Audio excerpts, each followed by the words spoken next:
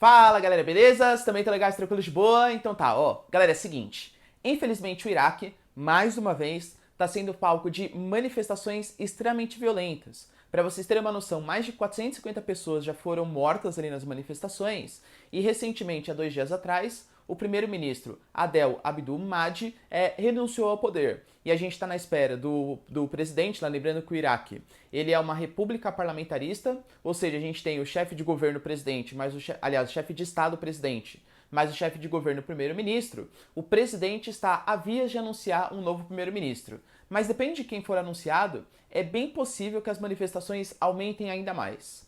Por quê? O que está acontecendo no Iraque? Por que o Iraque é sempre um país que está envolvido em tantas guerras assim, apesar de ser um país assim riquíssimo do ponto de vista natural? Se você quer entender isso e muito mais sobre geografia, geopolítica, atualidades, notícias, enfim, tudo para se manter sempre bem atualizado, já se inscreve no canal, deixa seu like e compartilha esse vídeo, que eu, Ricardo, conto muito com a ajuda de vocês, belezinha? Tamo junto? Então tá. Galera, é o seguinte, vamos lá, ó. O que acontece? O Iraque, vou mostrar para vocês a localização, ele está numa região chamada de Golfo Pérsico. O Golfo Pérsico, para vocês terem noção, estima-se que tenha mais ou menos 60% das reservas mundiais de petróleo.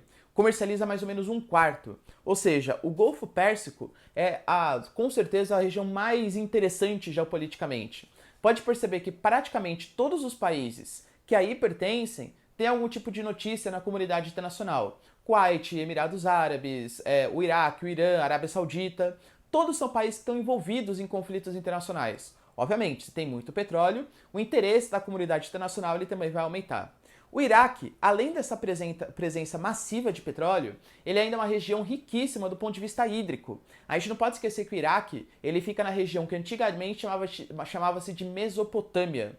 Por que Mesopotâmia? Meso vem de meio, tâmia de rio, né?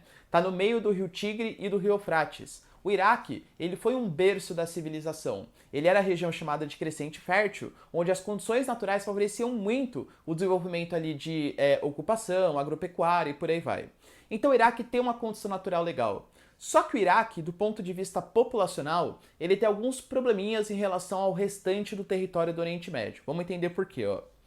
Primeira coisa, no Oriente Médio, a gente não pode achar que todo mundo é árabe que vive lá. Por exemplo, quem mora no Irã não é árabe, é persa. Quem mora na Turquia não é árabe, é turco. Além do que, se eu mudar para o Oriente Médio, por exemplo, não é porque eu fui para lá que eu passei a ser árabe, percebe? Claro que existe a maior parte da população sendo árabe, mas isso não é uma realidade, não quer dizer que todo mundo ali é árabe. Da mesma maneira, não quer dizer que todo mundo é muçulmano. A gente não pode esquecer, né? Só porque uma pessoa é árabe não quer dizer que ela é muçulmana. E só porque uma pessoa é muçulmana não quer dizer que ela é árabe, são coisas diferentes. Eu, por exemplo, eu posso me tornar árabe? Não, porque eu não nasci árabe. Mas se eu quiser, eu posso me converter à religião islâmica. Eu passo a ser muçulmano, sem nenhum tipo de problema, tá bom? Para vocês terem uma noção do que eu estou falando, o maior país muçulmano do mundo nem é um país árabe, que é a Indonésia. A Indonésia é o país que mais tem muçulmanos do mundo. E não é um país que fica no Oriente Médio e muito menos no norte da África.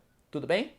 Só que desses muçulmanos, que claramente é o predomínio no Oriente Médio, a gente tem várias vertentes, sendo que duas são as principais, os sunitas e os xiitas. Os xiitas, eles sempre foram vistos como a vertente mais radical, tanto que é muito como você falar, existe um xiismo ambiental aqui no Brasil, como se o xiita fosse mais radical. Isso não existe, tá? A gente tem sunitas que são radicais, xiitas que são radicais, xiitas que não são radicais, sunitas que não são radicais. A gente nunca pode confundir religião com radicalismo. Pense o seguinte, existem radicais em todos os lugares. Existem radicais que vão praticar religião de maneira radical.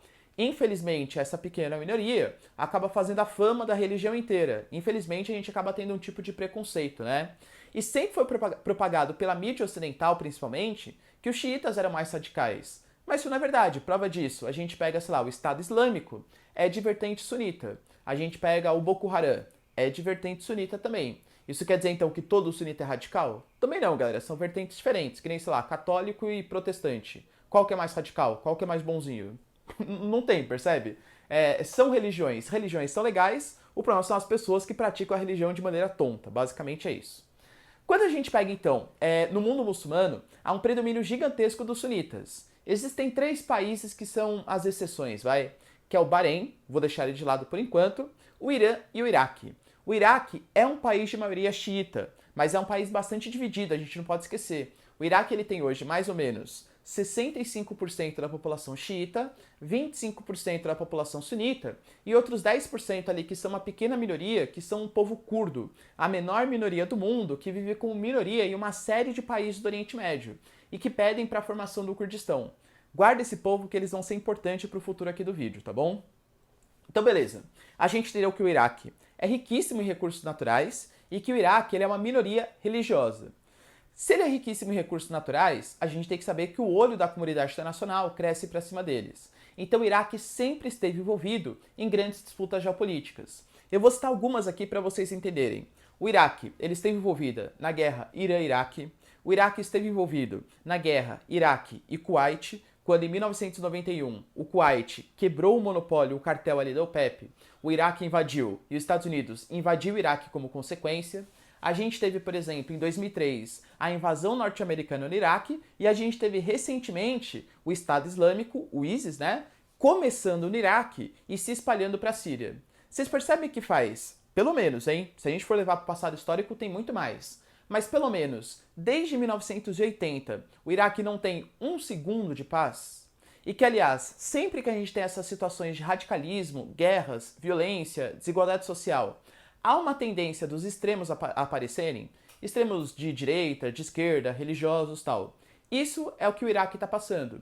Isso é o que o Iraque está passando desde a década de 80. A gente teve o Saddam Hussein, por exemplo, que era um cara sunita e que fazia um governo mais ou menos de coalizão, mas oprimia completamente os curdos ali da região. A gente teve recentemente, quando os Estados Unidos invadiu o Iraque e tirou o Saddam Hussein, a gente teve os xiitas se voltando contra os sunitas e daqueles sunitas mais radicais, o surgimento do Estado Islâmico e uma guerra civil que foi muito forte na Síria, mas também foi muito forte no Iraque também, e recentemente intervenções estrangeiras combatendo o Estado Islâmico. É uma população que está fadada à miséria, uma população que não cansa, não aguenta mais guerra.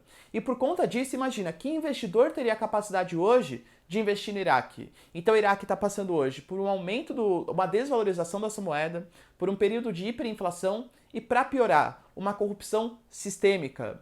A gente sabe que a população carece de grandes líderes, líderes que façam assim, sabe, que eu vou resolver tudo, eu vou acabar com a guerra, tal. Então eles começam a aparelhar o Estado de maneira muito eficiente, usando o pretexto da religião para fazer isso. A população cansou dessa corrupção sistêmica. Então a gente está tendo uma manifestação hoje, mas que, prestem bem atenção, quem é o grande líder dessa manifestação? Não tem. Tem manifestação partindo dos xiitas, tem manifestação partindo dos curdos, tem manifestação partindo dos sunitas. Então, o grande medo, por que a gente não pode chamar isso de uma nova Primavera Árabe?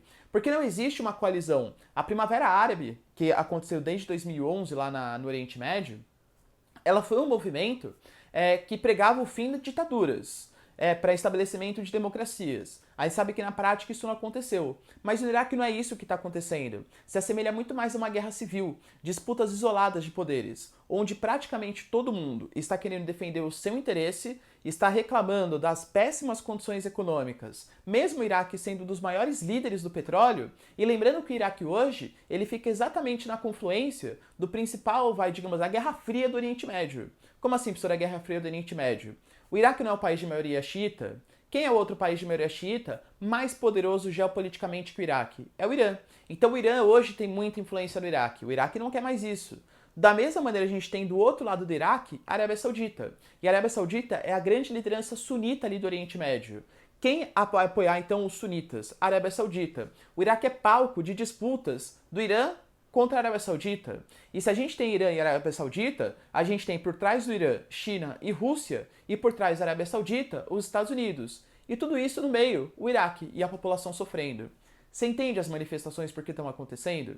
Porque a população não aguenta mais guerra, não aguenta mais crise econômica e está clamando, pedindo por democracia. O grande problema é que essa insurreição, essa convulsão social, pelo menos por enquanto, não tem um grande objetivo, não tem uma grande ideologia por trás. E isso é um problema por quê? Porque revoluções sem ideologias vão acabar tirando o governo do poder, beleza. E o que vai vir no lugar? Será que vai vir uma coisa boa, uma coisa democrática? Duvido, galera, porque para você fazer uma manifestação e colocar uma coisa boa no lugar, o primeiro ponto que você tem que se ligar é, beleza, eu quero derrubar isso. E vou colocar o que no lugar? Vou batalhar pelo que no lugar? Porque senão a consequência pode ficar ainda pior do que a causa. Ou seja, o governo que vai ser colocado no lugar pode ser pior ainda do que o antigo primeiro-ministro iraquiano. Tudo bem, galera? Deu para entender por que o Iraque está passando por essas manifestações violentíssimas e o que a população iraquiana quer? Se vocês entenderem então, ó, e curtiram o vídeo, já deixa o seu like, se inscreve no canal, deixa nos comentários também, né, quero que vocês proponham o que o Iraque tem que fazer para sair dessa convulsão social que está acontecendo. E é isso aí, galera. Beijos, abraços e tchau, e até o próximo vídeo. Falou!